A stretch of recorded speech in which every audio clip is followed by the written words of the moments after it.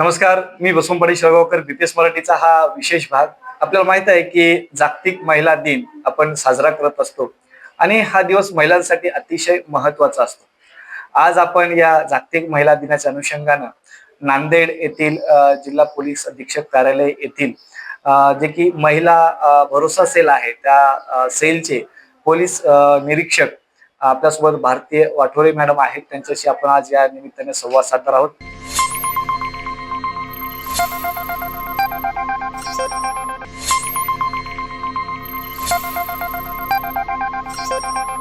Madam नमस्कार.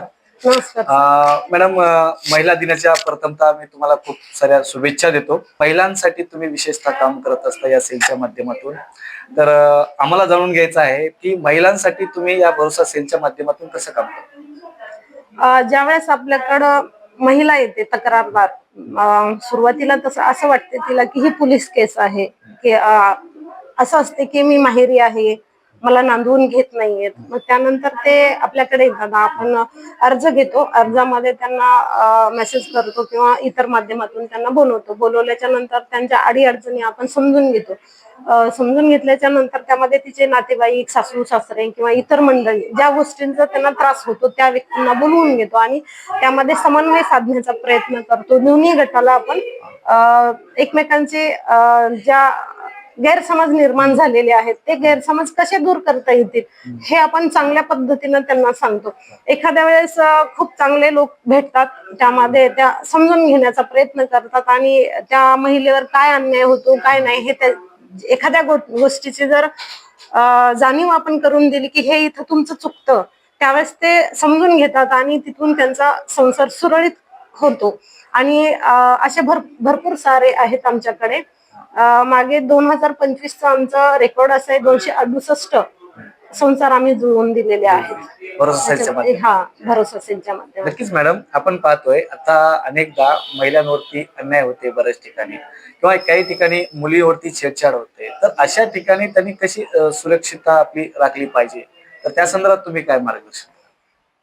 आता पहिला विषय आहे महिलांवरील अत्याचार किंवा अन्याय. आता ह्यामध्ये अत्याचार आणि अन्याय हे फक्त काही बाहेरच होतो असं नाही, जास्तीत जास्त त्यांच्या स्वकीय म्हणजे स्वतःचे जे आप्त आहेत त्यांच्याकडूनच होतो. एक तर त्याच्यासाठी कायदेशीर मार्ग, एक पोलीस स्टेशनला जाणे, आमच्याकडे भरोसा सेलला येणे, यामधून आपण तो सोडवू शकतो. तो काही म्हणजे असा अचानक आणि तात्काळ घडलेला गुन्हा नसतो, त्याच्यामध्ये वेळ भेटतो आपल्याला संरक्षण मागण्याचा.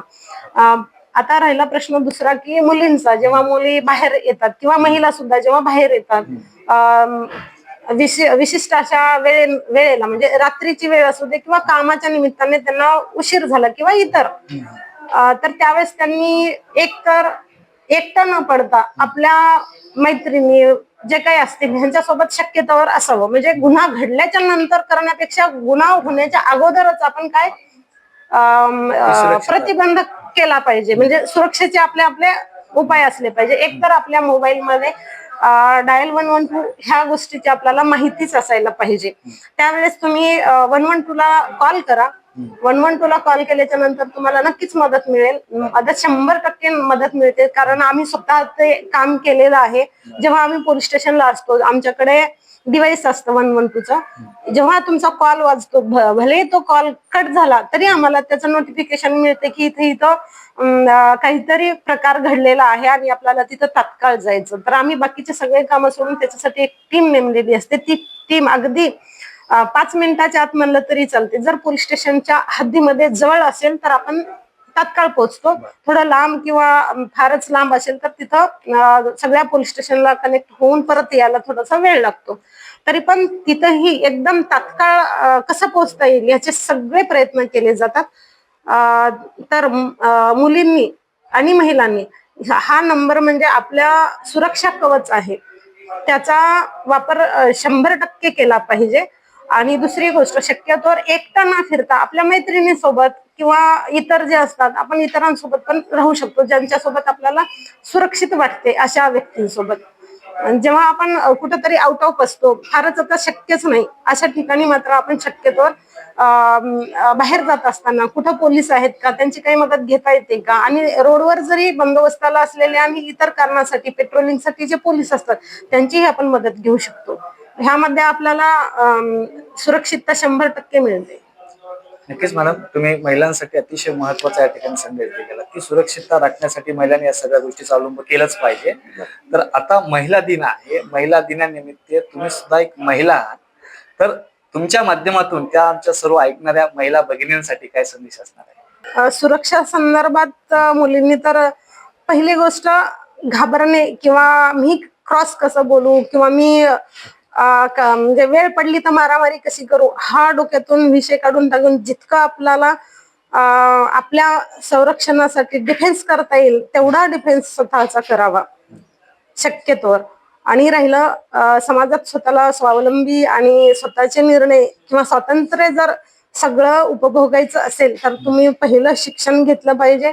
आणि शिक्षणाच्या माध्यमातून जेव्हा तुम्ही समाजामध्ये येता, समाजामध्ये एखादी सेवा देता, ती सेवा इतकी प्रामाणिकपणे दिलं पाहिजे, त्यामध्ये तुम्ही आपोआपच निर्भीड बनता. त्यावेळेस तुमच्या क्रॉसमध्ये किंवा तुमच्यावर अन्याय होईल याची शक्यता कमी होते.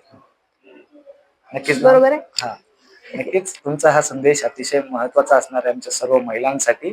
आणि आज या महिला दिनानिमित्त तुम्ही आमच्याशी संवाद साधलात. परत एकदा मी तुम्हाला महिला दिनाच्या खूप साऱ्या शुभेच्छा देतो आणि तुमचा वेळातला वेळ करून आमच्याशी संवाद साधलात त्याबद्दल मी आभार व्यक्त करतो. धन्यवाद. धन्यवाद.